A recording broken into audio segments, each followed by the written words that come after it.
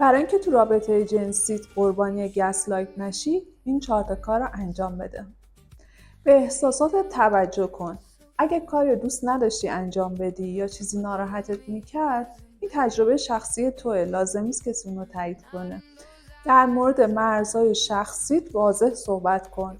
نگفتن و بلد باش. هر جا دوست نداشتی درخواست توقف بده و ترجیحات جنسی تو حتما به پارتنرت بگو.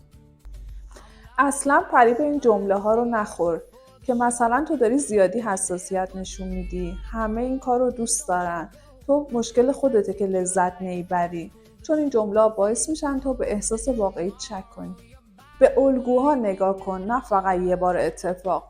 مثلا اگه پارتنر تو زندگی عادیتونم همیشه احساسات تو رو انکار میکنه، سعی میکنه تقصیرها رو همیشه گردن تو بندازه و مرزهای شخصی تو رد کنه، این همون زنگ خطریه که باید حواست بهش باشه. رابطه جنسی سالم جاییه که تو توش احساس امنیت و احترام و دیده شدن داشته باشی، نه اینکه بعد از رابطه بیشتر به خودت شک کنی.